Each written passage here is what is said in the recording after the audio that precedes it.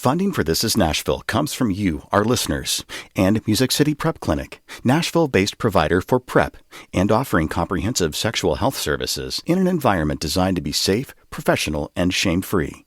Learn more at musiccityprep.org. I'm Khalil Ekalona, and this is Nashville.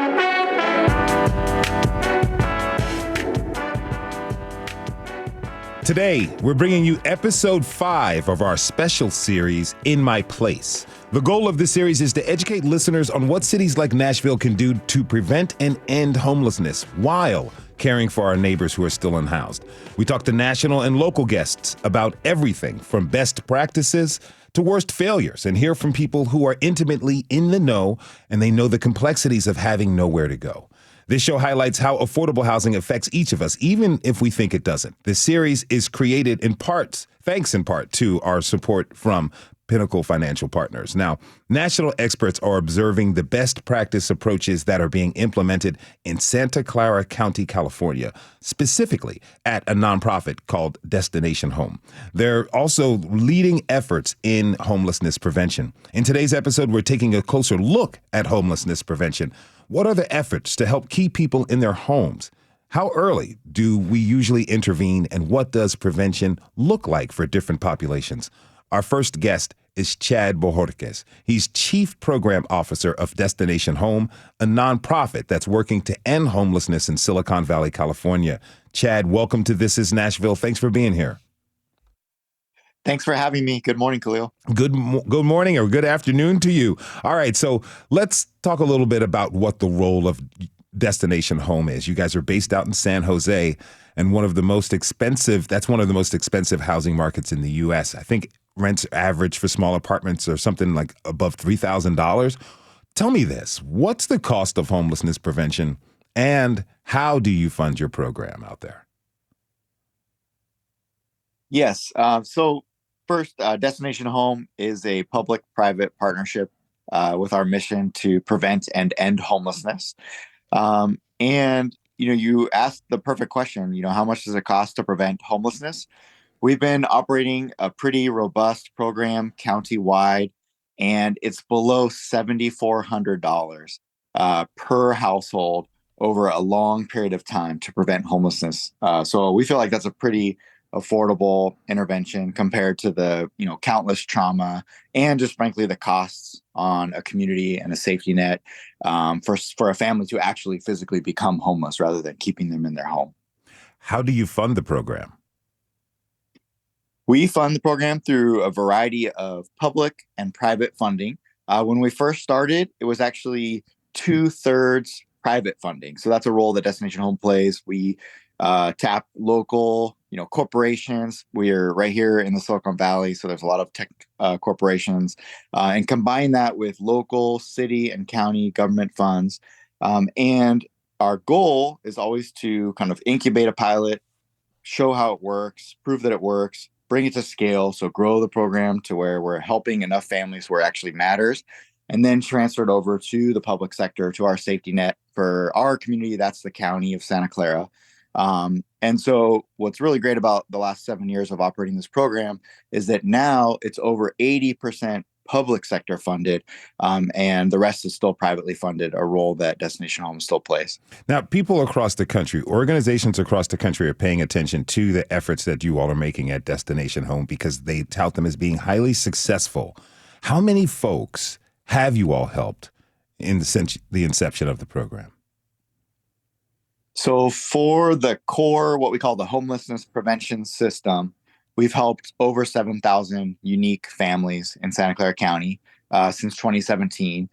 And then what's really unique about our system is that because we were up and running in 2017, when COVID hit in early 2020, this same network of partners and coordinated effort was kind of the immediate backbone for our COVID response, which ended up helping nearly 25,000 families in our county. So an incredible amount of impact. Yeah, that's true. Now tell me, what type of interventions are effective strategies for homelessness prevention?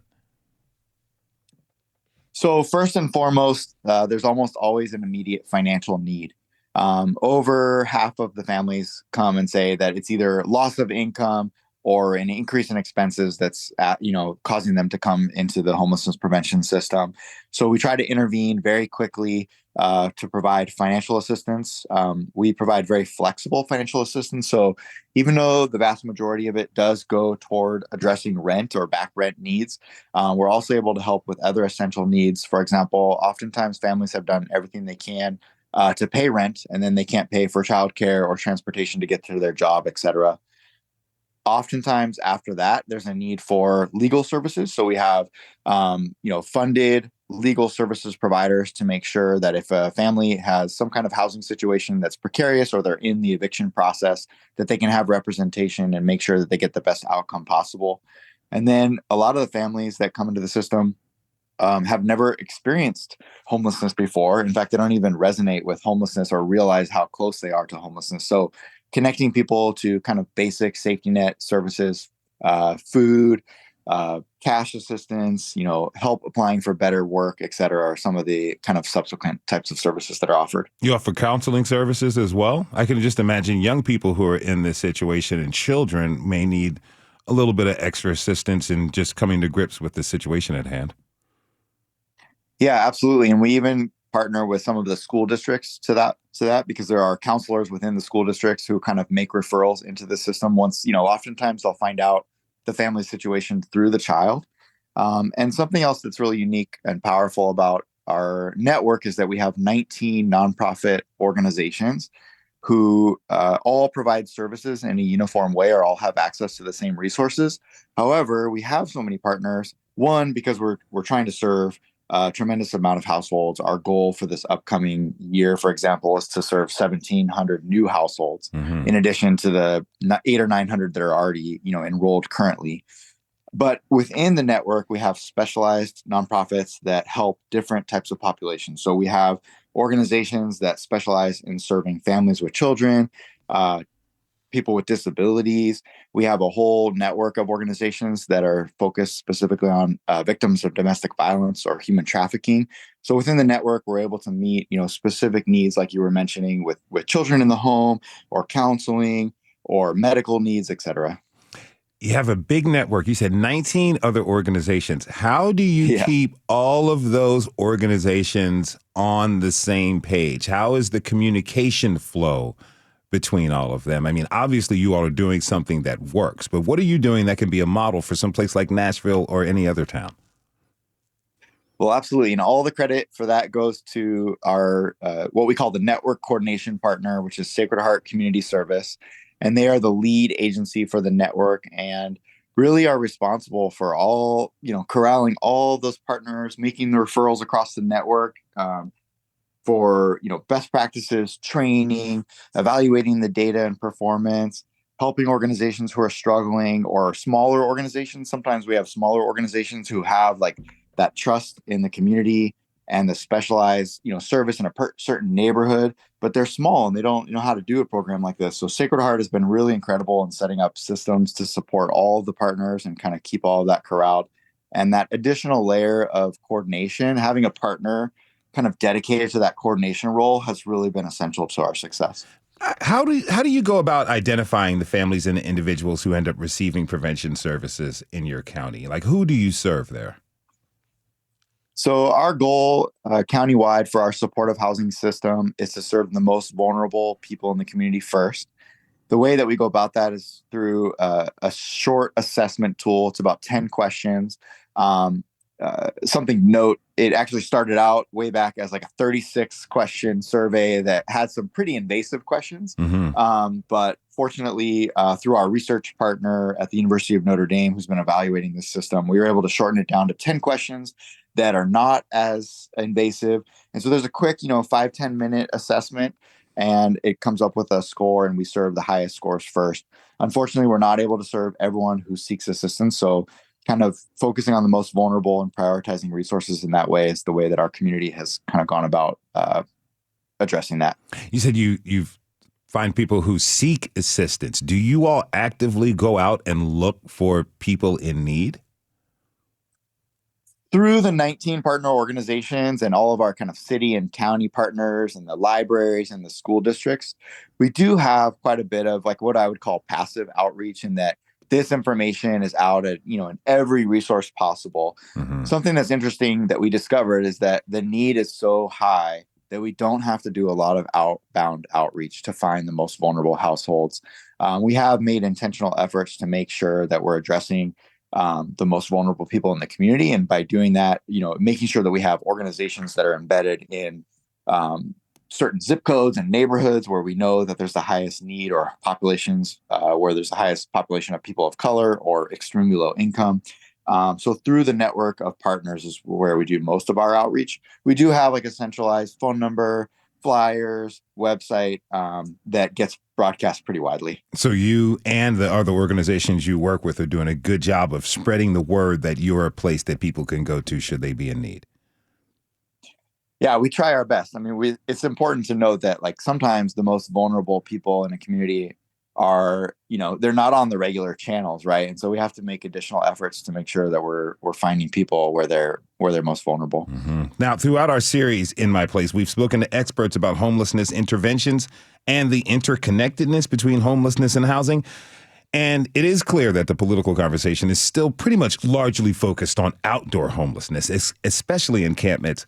How should, I should ask, communities shift their focus on homelessness prevention? Absolutely. A staggering statistic that I like to share that's relevant, we're out here in California, but this is relevant across the country. There's a recent study that came out earlier this year that nearly half of all renters in America are rent burdened. And so this is a problem that's growing and it's pervasive across the country. And most communities, to your point, are really not doing enough about it. For our community, I think what has been really important is showing the efficacy of the model. So like showing that it works. So, I mentioned early on that we partnered with the University of Notre Dame's Lab for Economic Opportunities, and they did a randomized control trial of our model for the first 3 years and showed that people who don't receive this kind of immediate financial assistance, who are in these higher vulnerability categories, are 3 times more likely to become homeless without intervention. Mm-hmm. And also our local data, so our local, what we call the Homeless Management Information System data that every community is mandated to have if they receive HUD funding for homelessness and housing. We're also able to track that even after 2 years of leaving the program, only 7% of households are showing up as being homeless in some form or another. So saying, hey, I'm in shelter, or I need assistance because I'm homeless. So we've kind of, debunked the myth of like, oh, you don't know if homelessness prevention programs work. And at $7,400, and this is, again, this is in the most expensive community, as you mentioned, Mm-hmm. for only $7,400 per household. This is a highly effective and affordable intervention that communities, just need to kind of raise that awareness and talk about as new funding streams are coming along from the federal or state level, for example, making sure that your community has a documented community priority for prevention and kind of having that part of your safety net tool set, so to speak. Now, last question for you. I understand you all are in conversation with the federal government about how Destination Home can assist other cities in developing homelessness prevention efforts. Can you tell us a little bit more about those plans? Yeah, and it's very early stages, but I think essentially it's to replicate what we've done here in Santa Clara County, which is to really spearhead a public-private partnership by raising private funding and working with 10 communities across the country. We're hoping to work with communities of different sizes and shapes, meaning we don't want every community to be a high-cost, urban area in California. We want to work with, suburban areas, rural areas, and different states across the country, and really find communities that have the right environment and willingness, meaning we're not looking for communities who have done nothing in prevention. I mean, that would be okay too, but we want to recognize that people are really trying hard to build up models for prevention and be able to add, an infusion of private funds and kind of what we would call, best practices and offer support to help communities kind of replicate what we've been able to do, but also cater it to the local environment and make sure that we're aware that every community is different. And then ultimately, once we've kind of proven that this works in multiple communities, work with the federal government to make sure that their funding streams, will work for federal funding, because we have to have public sector funds in order for these systems to be sustainable. And right now, we're encouraged the federal government for the first time ever put homelessness prevention in their federal strategic plan. But that's step one. Now we need some funding to change. And so that's what we're working on, and hopefully more to come. Chad Bojorquez is Chief Program Officer of Destination Home, a nonprofit that's working to end homelessness in Silicon Valley, California. Chad, thank you so much for being with us today. Really appreciate it. Thank you so much. We're going to take a short break. When we return, we'll talk with local experts to learn more about the homelessness prevention efforts happening here in Nashville. We'll be right back.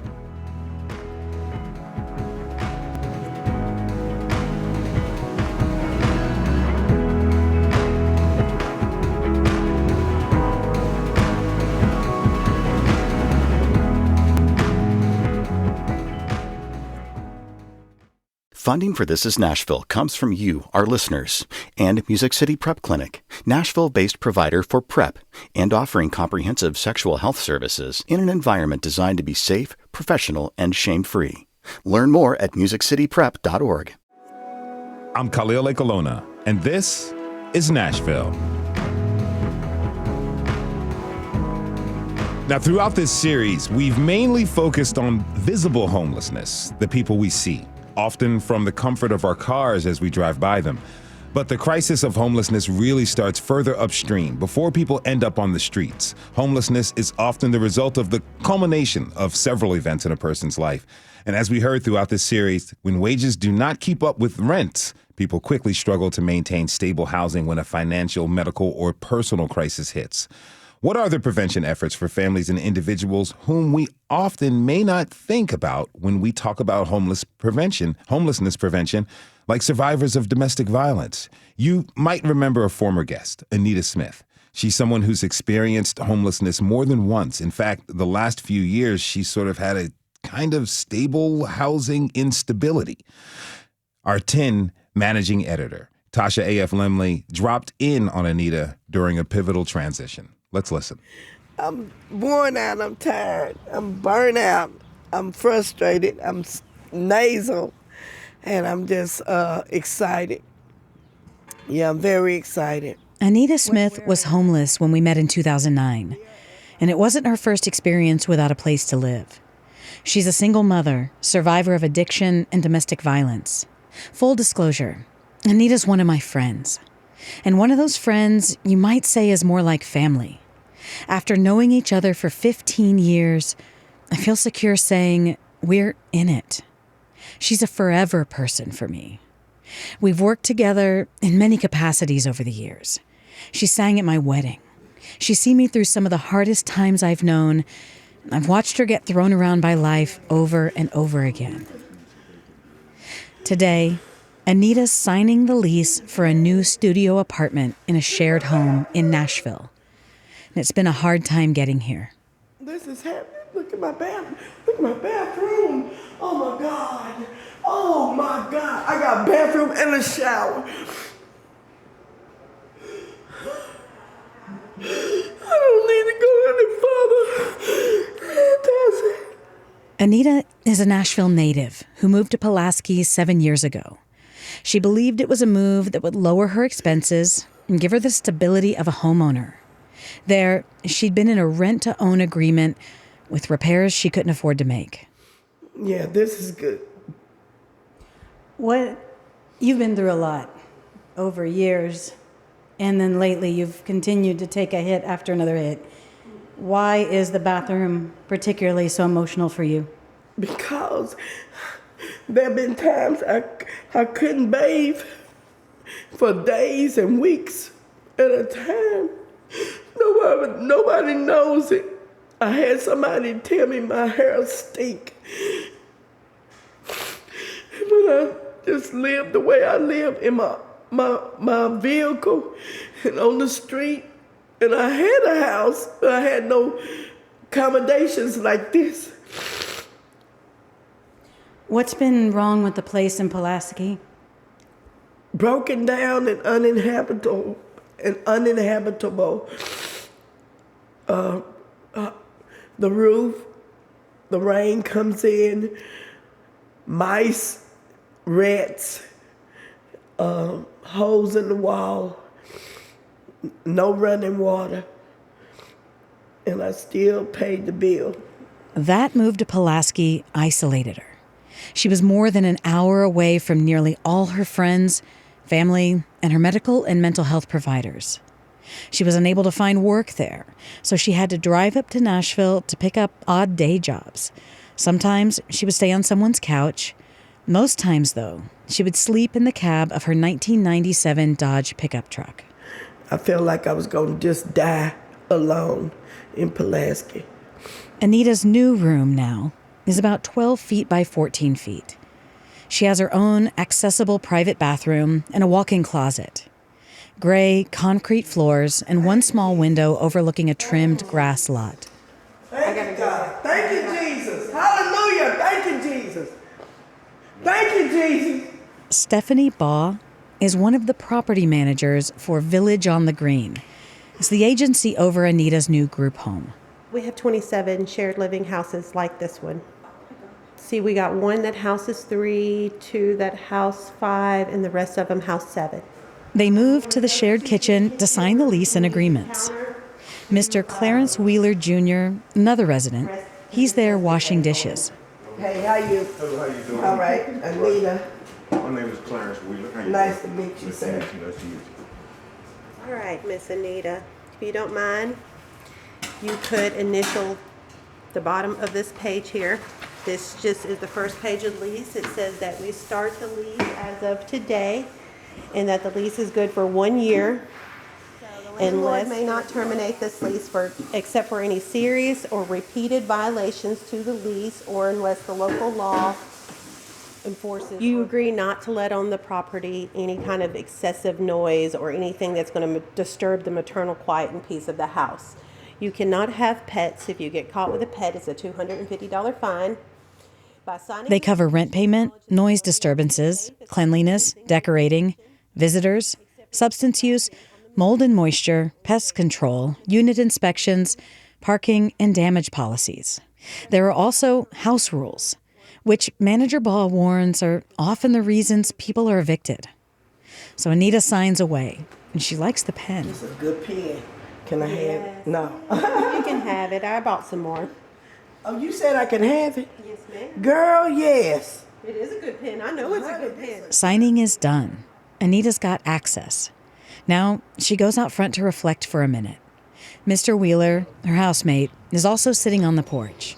They connect about the neighborhood. He's also a Nashville native. All my life, 59 years. I lived over here when it was the old Preston Taylor. Hey, lady sell plates right there back in the 80s. Yeah, back in the day. Deborah's was right over there. And Don, they lived across the street from my And mom. in St. Luke, I went to that church and I was a member. He's lived in this house over a year. When he moved in, he was worn out after 17 years as a single dad. So when I got here, I didn't have to do nothing. I mean, no getting up early in the morning, no nothing. I had no agenda. I could just rest. And it took me 5 months just to realize I ain't just to rest and just suck it in my own space. You know, it was just a lot that, lost my house. My landlord after 11 years sold the house. And nobody really came here, on a winning streak. Some people process stuff a little longer than others because everybody's reality ain't the same, but the pain is the same. Yes, sir. Mr. Wheeler points out the high-priced houses he's seeing pop up in the neighborhood. Some of the properties pushing $1 million. I mean, this is some futuristic stuff that they're planning. They ain't gonna happen today or tomorrow, but I can definitely assure you that But guess what? they're gonna. We in there. We're going to be already placed somewhere else. Anita finds some comfort knowing Village on the Green has other properties that they may be able to move to if this neighborhood outgrows having a boarding home like theirs. She hasn't moved in one piece of furniture, not one shirt, not a bar of soap yet. And Anita's already thinking about where she may have to go next. Now, before the break, we heard from Chad Bojorquez. He's Chief Program Officer of Destination Home, a nonprofit that started a homelessness prevention effort in Santa Clara County, California. Now we're going to discuss with our local guests what prevention looks like here in Nashville. Liz Liserson is with the Legal Aid Society, and Julie Iriart represents the Nashville Hispanic Bar Association, and both are leading a local eviction right to counsel project that was recently extended for another year. We aired a full episode about eviction prevention in February 2023. Welcome back, Liz and Judy. How are you? Julie, how are you? Wonderful. Thanks for having us. Thank you. Now, Liz, what is the eviction right to counsel, and how does the eviction prevention conversation tie into homelessness prevention? Yeah, I appreciate you asking that. So the Eviction Right to Counsel program, this is a program run jointly between my organization, Legal Aid Society, and Julie's, the Nashville Hispanic Bar Association, with a grant from the City Council. So the City Council has decided to invest in helping people who are facing eviction. And what our organizations do and some of the other community nonprofits that we work with, our main focus is assisting people who are facing eviction, providing legal representation and advice, as well as some services from our other community partners. And where that comes in, it's really like Anita's story, what she was saying about being that, I think the phrase was stable instability. We see so many people who are coming to us who are right on the edge of homelessness, who may have experienced homelessness before, and then they get tripped up by some of those lease clauses that you heard in that segment that we were just listening to. All of the rules, every single place where you could maybe fall just a touch out of line, or even your landlord could think you fell a touch out of line even though you didn't, and then you're back unhoused again. So somebody who we thought was a success story might be on the verge of going back into homelessness. And that's where eviction prevention efforts like Julie's and mine come into play. How do you measure success, and how successful would you say the program's been so far? It's been hugely successful. We've been really lucky. We actually have an outside organization that sort of audits our program and has done some data collection about how we're doing. We had one statistic at one point that we are able to help, I believe it's 94% of our clients achieve at least some of their goals who are coming to us, who we're able to help and provide assistance to. And that's because of a lot of our goals. A lot of what we're trying to do is avoid what gets called disruptive displacement. This is someone who's on the verge of eviction, and they need a little more time. Because what we all know, moving is terrible. Now imagine you have to move on 10 days notice when you have kids and you have a job and a health problem and everything else. So when you get lawyers involved, when you get legal representation involved, we can help you navigate that process so that even if you have to move, we avoid that disruptive displacement, which can look like a period of homelessness for many people, or potentially a short period, sometimes much longer. So if we can get involved as the eviction is underway and stop that homelessness period before it starts, that's one of the goals of our program, and it's one that we've been pretty successful at. Okay, that's good that you're successful at that part. But Julie, tell me what's needed, what improvements are needed to really make the program super robust? I can tell you that in the first 5 months in Davidson County, 5,839 evictions were filed. That's more than 1,100 evictions a month.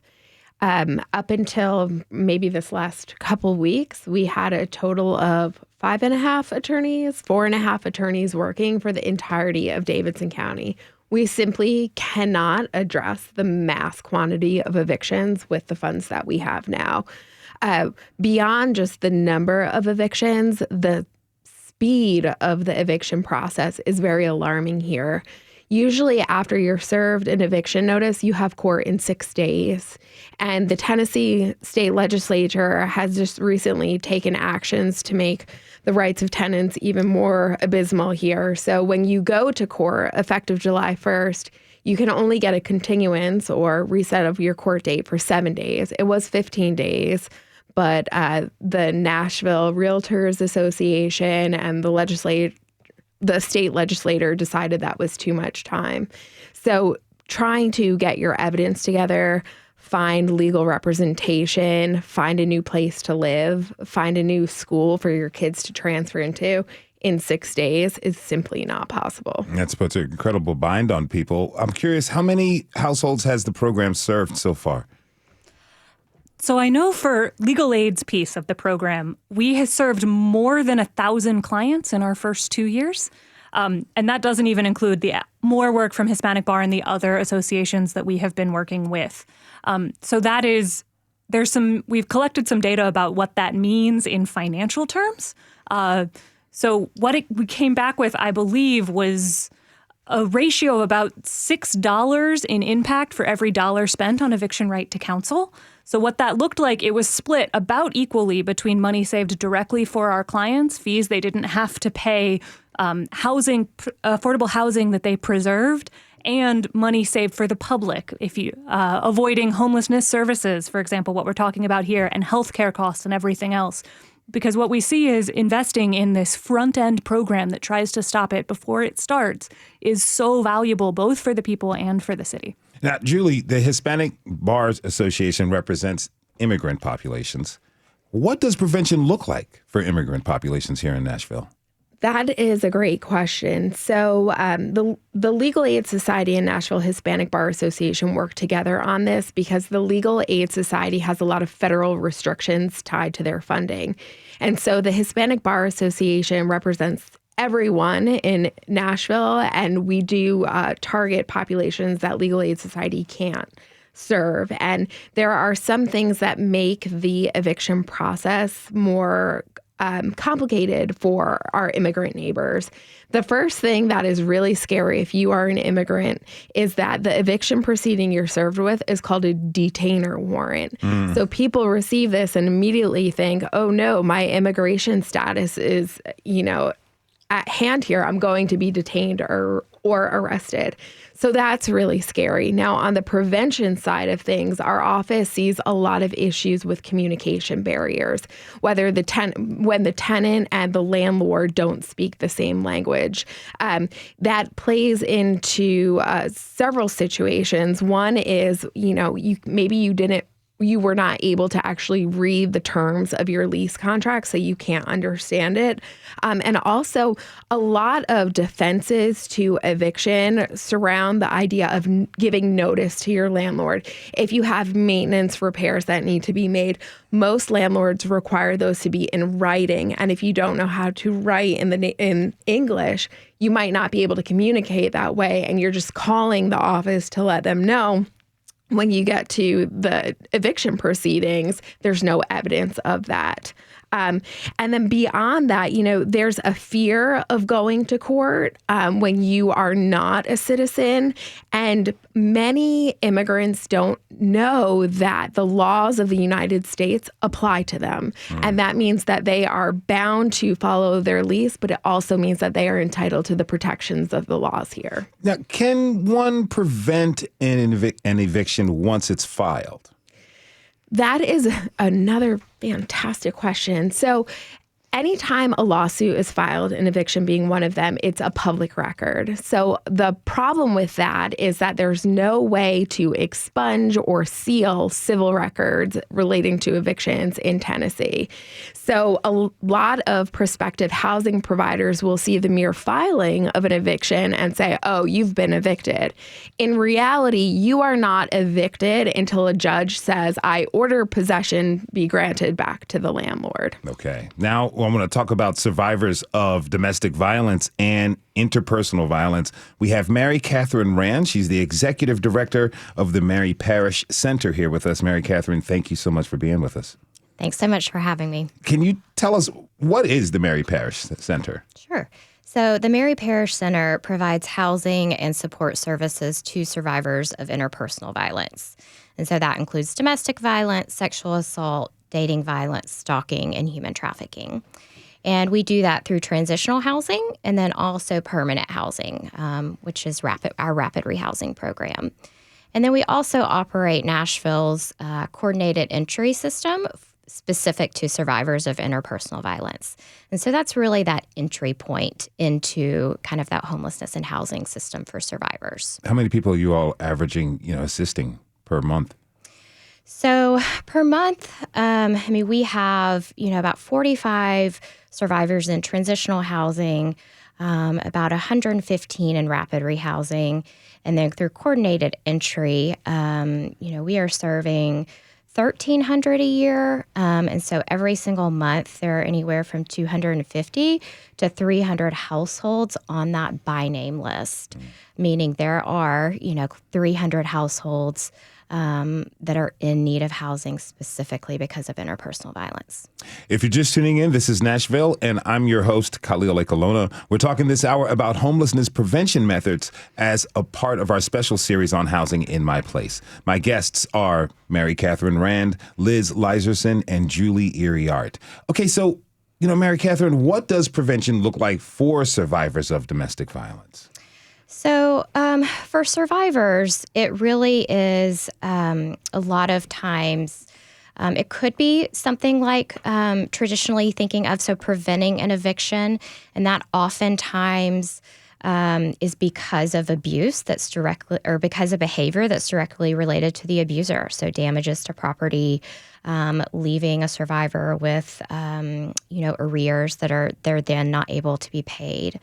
But honestly, more often, it's really looking at relocation.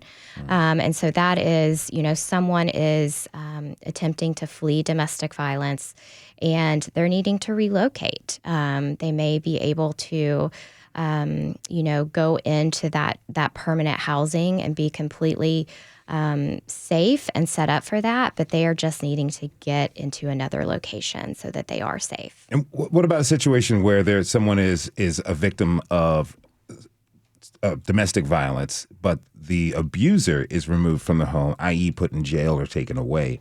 Is that a situation that comes up for people? Absolutely. That happens quite often. And then at that point, it really just depends on the individual's specific circumstances. So it may be that they feel they are completely safe living in that home. And that's when we really want to give people choice. We want people to have options about what they believe is best for them. And so they might, but it could be a situation where, both were earning income or just the abuser was earning income. So it may be that they just need a little bit of assistance to continue to be able to live there. Okay, thank you for that. Now, our producers are aware that recently there's been an increase in conversations about better coordination efforts for homelessness prevention efforts, especially when it comes to youth and families. Okay, so in our opinion, there's enough coordination to get it done. But, let me ask you this, Liz. In your opinion, is there enough coordination going on when it comes to overall homelessness prevention here in Nashville? We try, but there's never quite enough coordination, and really at bottom, there's not enough resources.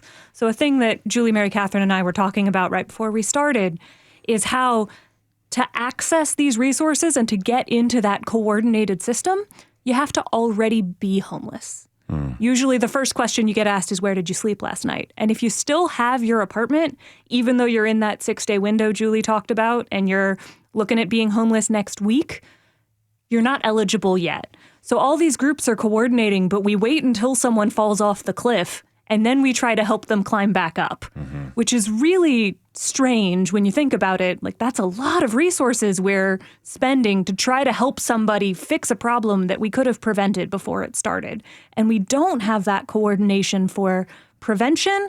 That is sort of what the Eviction Right to Counsel initiative is trying to do, is to create that coordination around prevention that we already have at least somewhat in place. And Mary Catherine can talk about it more because she's more directly involved in that coordination once people are homeless. But we're trying to build that front-end coordination. All right, I have just under a minute and a half left in this segment. I do want to get some of the misconceptions about prevention that you all want to clear up today. I'm opening it up to all three of you. What are some misconceptions you want to clear out? So one is that before I mentioned the Nashville Association of Realtors, but I misspoke. It was an apartment association lobbyist group. So I just wanted to clear that up. But a couple misconceptions are that you don't have to go to court if you've moved out before the court date. Don't do that. As soon as you know you have a court date, it's really important to be there, because if you're not there, you automatically lose, even if you've moved out. It's better to just go and let the court know. Beyond that, it's important to know that not everyone that gets an eviction notice ends up being evicted. Remember, the obligation's still on the landlord to prove their side of the case, and you have an opportunity to be heard by the judge. And then lastly, we touched on this briefly Leslie, but it's important to know that if you are evicted, that stays on your record forever because there's no way to seal civil records here. Mm-hmm.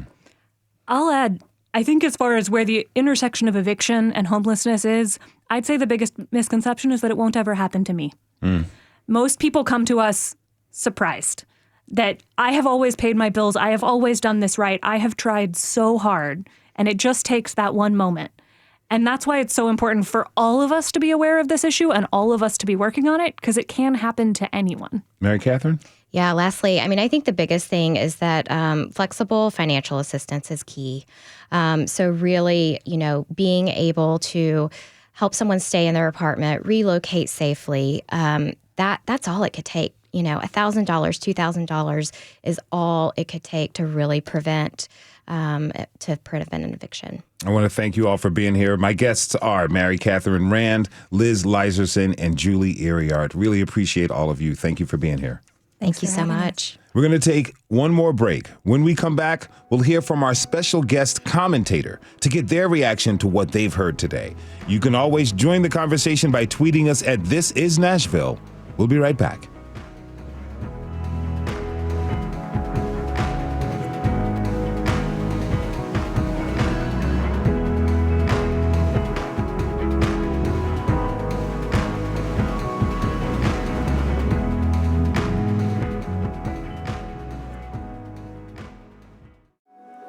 I'm Khalil Ekalona, and this is Nashville.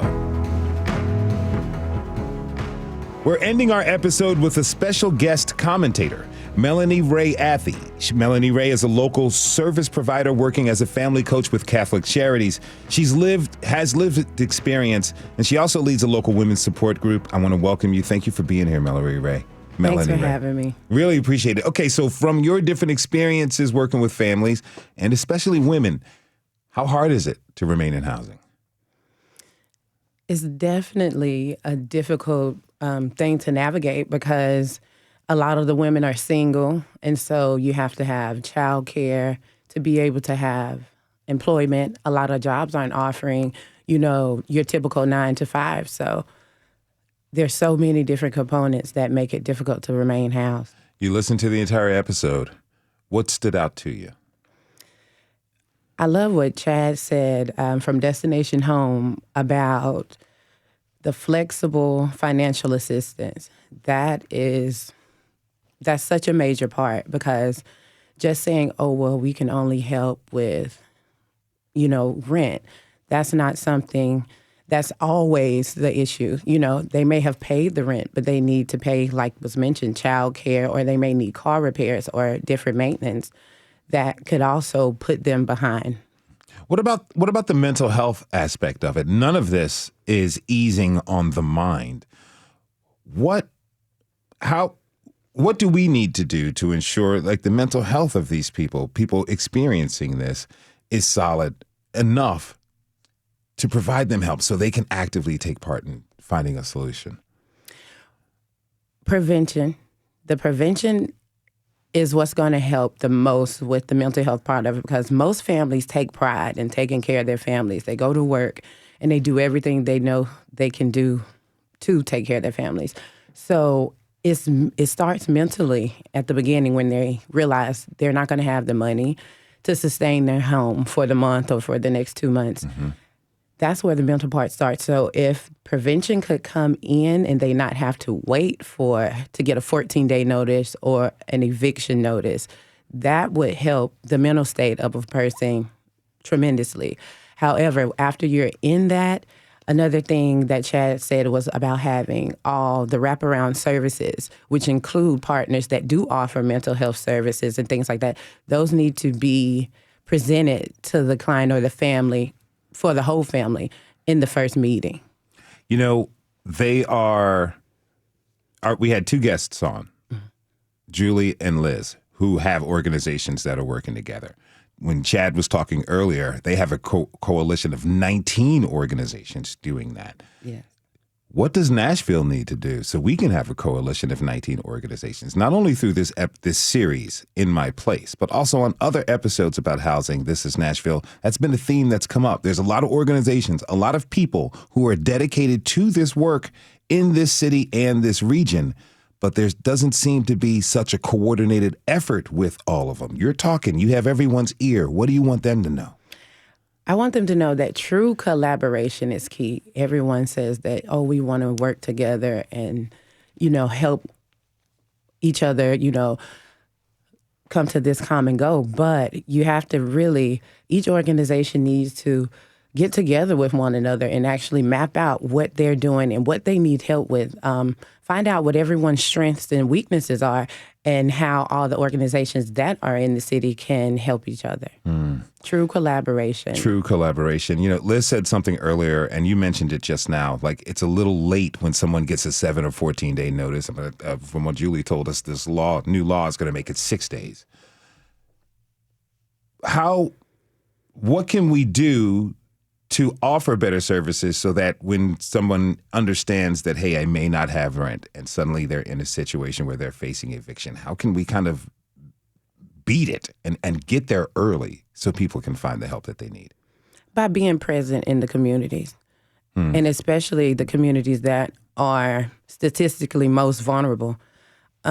A lot of times, and it's a pride thing with some families. It's a big stigma. It's embarrassing if you go through this. It is. And so a lot of people think, well, if they need help, they'll come to us. A lot of people, that's why it gets down to the wire, because they're trying to do everything that they can do so they don't have to be someone that goes and asks for help. So being present in communities, letting the community know, hey, we're here to help. We're not here to stigmatize you. We're not here to look down on you. You're a person just like me. And as one of the guests said earlier, it can happen to any of us. So it's nothing to be ashamed of, but having the communities know, hey, we're here for the help, and the communities laying out all the services so they'll know. In discussions like this, what would you like to hear more about when it comes to homelessness prevention and the actual helping of people? It's basically what we're speaking about today is the prevention part of it.